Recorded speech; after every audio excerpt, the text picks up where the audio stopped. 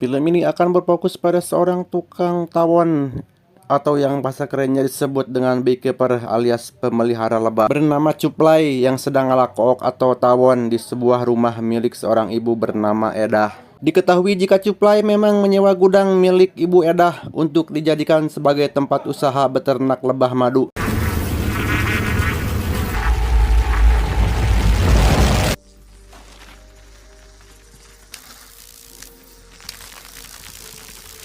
Ketika Cuplai sedang sibuk dengan pekerjaannya, kita akan dipertontonkan Ibu Edah yang sedang sibuk dengan laptopnya sampai muncul peringatan yang mengatakan jika laptopnya terkena virus lengkap dengan nomor telepon yang bisa dihubungi. Sehingga beliau yang gaptek pun dengan polosnya menghubungi nomor telepon tersebut, berharap mendapatkan solusi atas permasalahan ini. Yeah, I got one.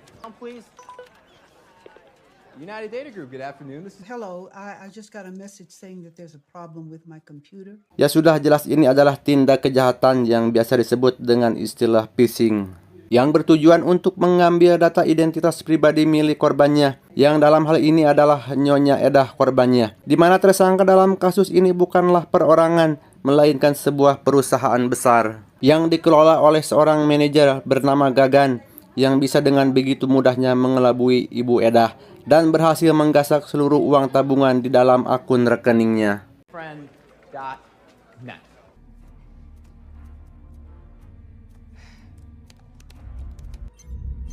Ooh, my computer.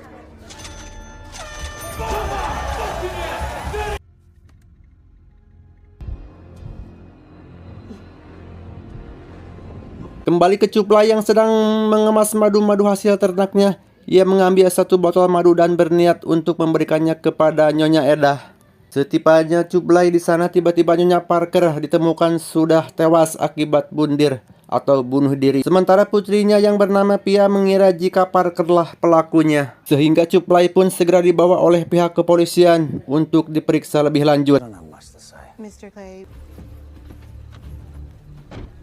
Alhasil Cuplai harus meringkuk di dalam jeruji besi sebelum akhirnya ia dibebaskan karena tidak terbukti bersalah. Pia yang sudah salah paham pun menemui Cuplai di gudang untuk meminta maaf atas kekeliruan tersebut. Pia kebetulan adalah seorang agen FBI. Ia sudah berkoordinasi dengan divisi terkait hingga didapatkan informasi mengenai para pelaku yang ternyata sudah beroperasi sejak 2 tahun yang lalu. Dan sampai saat ini belum berhasil ditangkap akibat minimnya petunjuk yang didapatkan.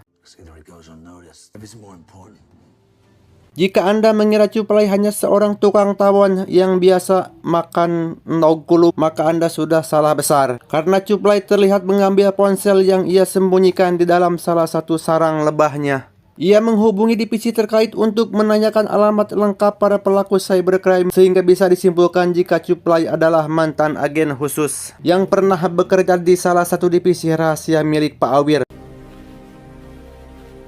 Tanpa buang waktu, Cuplai langsung meluncur ke alamat yang dimaksud sambil menenteng 2 kompan bensin. Cuplai dengan belak-belakan akan membakar habis gedung itu. Apabila kedua penjaga tetap menghalanginya, maka inilah akibatnya.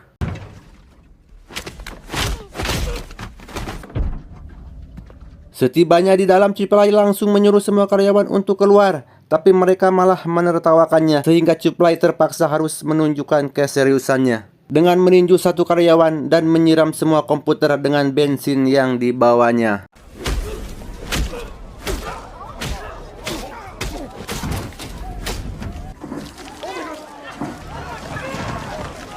Tak lama muncullah Gagan, sang manajer yang membawa lebih banyak penjaga, sehingga Cuplai lagi-lagi harus hoodhead dengan menghajar mereka semua, sekaligus meledakkan gedung itu sampai rata.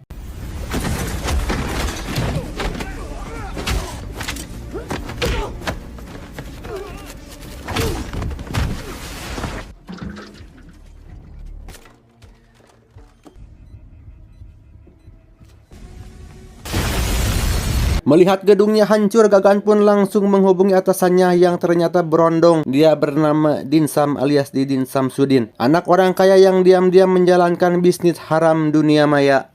Yang ketika mendengar salah satu tempat usahanya hancur, Didin segera menemui orang kepercayaan ibunya yang punya peran penting di pemerintahan bernama Wowo untuk melacak pelaku yang sudah meledakkan gedung usahanya. Karena Didin terlalu sering membuat masalah, Wowo pun malas untuk membantunya kali ini. Sehingga Didin kembali menghubungi Gagan dan menyuruhnya untuk melacak satu persatu korban. Barangkali pelakunya adalah salah satu dari mereka. Tanpa buang waktu, Gagan pun membawa serta 3 preman sewaan untuk melacak satu persatu alamat rumah korbannya, di mana Gagan yang sempat bertemu Cuplai secara langsung pun sadar jika pemelihara lebah yang dilihatnya saat itu adalah orang yang mereka cari. Sebelum menyusul Cuplai ke gudang, Gagan menyuruh 3 anak buahnya untuk menembak sarang lebah milik Cuplai. Disinilah letak kesalahan paling fatal yang dilakukan oleh Gagan, karena mungkin Cuplai masih bisa memaafkannya, apalagi Gagan tidak menghancurkan satu-satunya. Setibanya di gudang, mereka lagi-lagi bertindak bodoh dengan menghancurkan sebuah botol madu yang ada. Sehingga ketika Cuplai menyadari hal itu, maka siap-siaplah mereka semua akan menanggung akibatnya.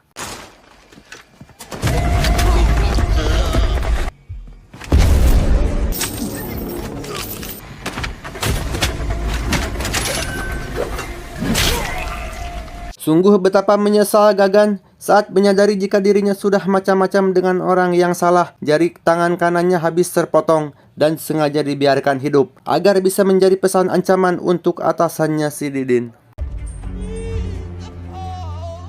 Tepat saat jembatan sedang dinaikkan, Gagan pun memberhentikan mobilnya, di mana momen itu dimanfaatkan untuk menghubungi Didin untuk melaporkan kegagalannya. Tapi tiba-tiba muncullah Cuplai yang langsung mengikat tubuh Gagan dengan tali yang terhubung dengan mobilnya. Sehingga ketika mobil itu jatuh ke bawah jembatan, Gagan pun ikut terbawa tewas saat itu juga.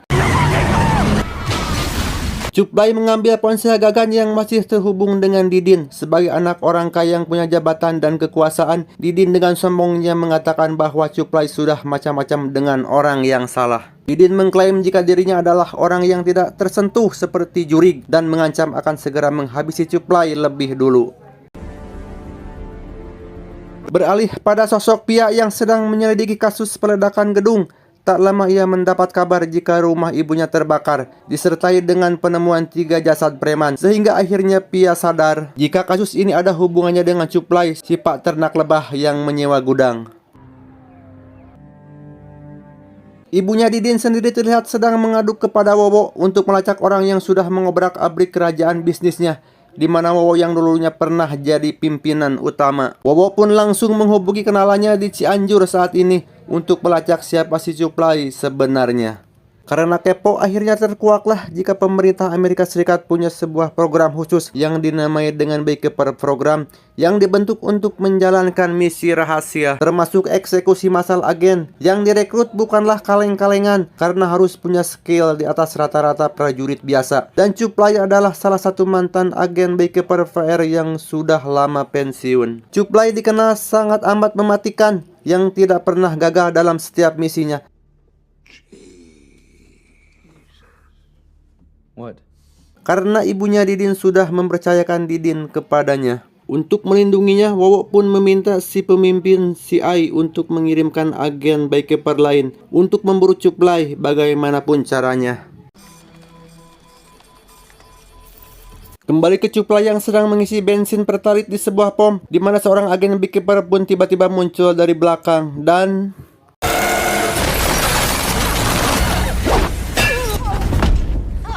You've been a busy bee. You're supposed to be retired. Cuplai berhasil menumbangkan si agen brutal ini, di mana Cuplai juga memotong salah satu jarinya untuk ia gunakan sebagai fingerprint agar bisa membuka pintu tempat tinggal rahasianya. Pemimpin CI pun langsung melaporkan kegagalan ini kepada Wowo. Divisi Beekeeper nampaknya angkat tangan untuk memburu Cuplai. Mereka memilih untuk tidak ikut campur. Sehingga kini Wowo sendirian dan harus melindungi si Didin tanpa bantuan dari siapapun. Maka dari itu Wowo pun langsung mengumpulkan para agen CIA terbaik yang pernah bekerja untuknya dulu. Mereka adalah yang terbaik dari yang terbaik di bidangnya, sehingga Wowo menaruh harapan besar kepada mereka semua untuk bisa melindungi Didin. Bahkan jika bisa menghabisi si Cuplai kalau ada kesempatan. Kembali ke Cuplai yang sudah sampai di kediaman milik si agen Beekeeper yang tadi sudah dihabisinya. Menggunakan potongan jarinya, Cuplai berhasil masuk ke dalam dan mulai mengumpulkan informasi terkait lokasi cabang perusahaan Didin yang lain. Dia sendiri terlihat sedang berada di markas pusat FBI. Dia menduga jika target Cuplai selanjutnya adalah gedung perusahaan yang sama seperti yang sudah Cuplai ledakan sebelumnya. Sehingga pimpinan FBI pun mengerahkan beberapa pasukan khusus untuk melindungi gedung tersebut. Saat pasukan FBI akan masuk, itulah mereka dicegat oleh pasukan CIA yang sudah lebih dulu berada di sana. Yang tentunya ini adalah atas perintah dari Wowo. FBI diminta untuk keluar dan jaga di luar saja, dan serahkan urusan di dalam kepada CIA. Di dalam sendiri kita akan melihat seorang manajer sedang memberi arahan kepada karyawannya. Sebelum akhirnya CIA masuk dan menyuruh mereka untuk pulang demi keselamatan mereka sendiri. Namun si manajer malah menyuruh ketua CIA ini untuk bicara langsung kepada Didin. Yang entah anak siapa sebenarnya si Didin ini. Tapi ketua CIA benar-benar tidak berdaya saat Didin menyuruhnya untuk jangan mengusik karyawannya. Cukup lindungi saja, tapi jangan ganggu bisnisnya. Set up a perimeter outside. Let's go. Beralih keluar gedung, tepat saat pasukan CIA sedang membagi tugas satu sama lain, di mana saat tokoh utama di film lain merancang rencana yang rumit dan sembunyi-sembunyi. Cuplai justru mendobrak stereotip yang ada, dengan terang-terangan ikut nimbrung dan menghajar mereka semua sekaligus.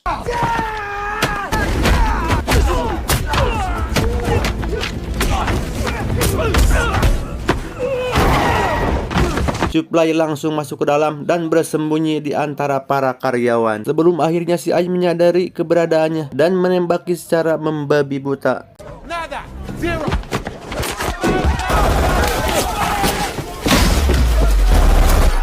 On me.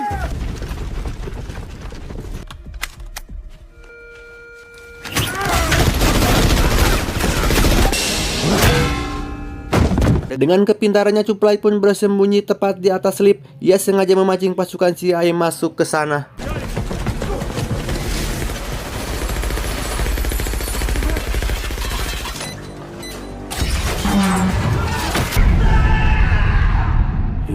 Setelah semua CIA tumbang, Cuplai pun kembali ke dalam untuk menginterogasi si manajer tentang siapa bosnya, di mana ia tinggal. Yang alangkah terkejutnya Cuplai, termasuk kita semua saat baru menyadari jika Didin adalah anak dari Ibu Presiden Amerika Serikat yang baru dilantik tahun ini. Sehingga akan sangat menjadi viral apabila kasus ini sampai ke telinga ibu-ibu yang tidak dapat bansos. I will. Let me show you. Let me show you. Yes, Derek, what do you want? Hey, Mom. No, nothing. I was just, thinking about you. I miss you. Madam President, Funmi Lawal, Hello, good to meet you. Sola Oyamade. Karena Pia dan pasukan FBI masuk, Cuplai pun segera pergi meninggalkan lokasi tersebut, di mana ia juga sama-sama terkejut saat melihat foto Didin ada di laptop si manajer. Mengetahui jika Didinlah pemilik dari perusahaan abal-abal ini.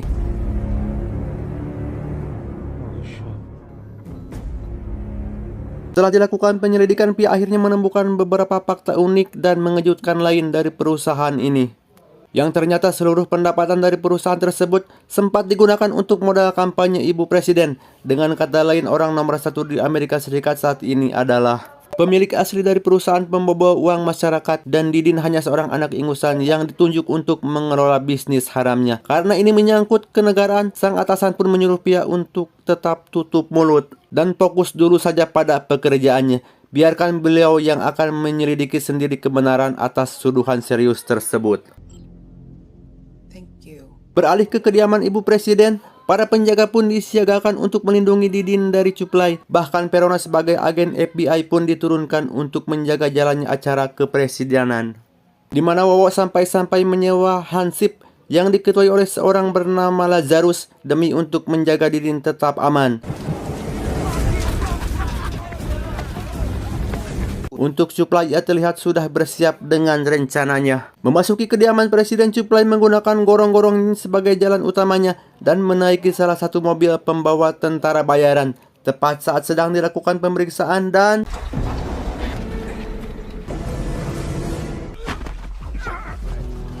Cuplai menyabar jadi salah satu penjaga dan berhasil memasuki kediaman Presiden. Lantas ia pun mengganti pakaiannya dan menyamar kembali menjadi salah satu tamu di acara tersebut. Didin sendiri terlihat sedang bersama ibunya, yaitu Ibu Presiden, yang tengah didatangi oleh atasannya Pia terkait hubungan dana kampanye yang berasal dari bisnis haram anaknya. Ternyata ibu presiden sendiri pun tidak tahu tentang bisnis haram yang dijalankan oleh anaknya. Si tangkurak Didin ini diam-diam menjalankan bisnis tersebut tanpa sepengetahuan sang ibu, sehingga makin runyamlah masalah ini. Terlebih lagi atasan Pia ada di sana mendengarkan setiap ucapan yang keluar dari mulut keduanya. Sehingga dengan sangat nekat Didin pun mengambil sebuah pistol dan menembak atasan Pia hingga koit saat itu juga. Kembali ke Cuplai yang terlihat berbaur dengan para tamu, ia dengan sengaja menunjukkan dirinya di depan si Pia, sehingga semua penjaga termasuk tentara bayaran pun dikerahkan keluar untuk melumpuhkan si Cuplai.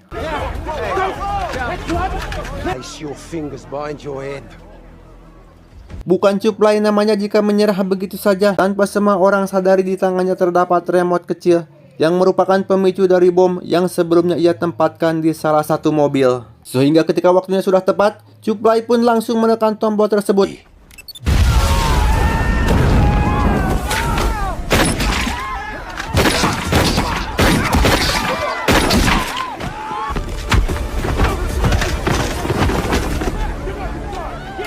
Dan setelah melumpuhkan semua tentara bayaran, Cuplai menaiki gedung menuju lantai tempat Didin berada. Ia lagi-lagi harus mengeluarkan keringat saat semua penjaga, termasuk para pas pampres, sehingga inilah yang terjadi.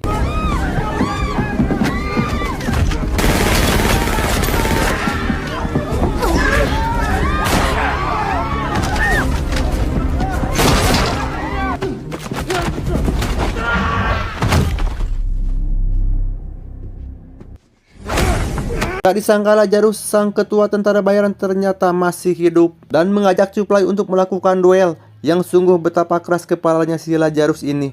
Saat ia terlalu kepedean sanggup mengalahkan Cuplai yang tidak pernah kalah gelut dalam setiap film ini.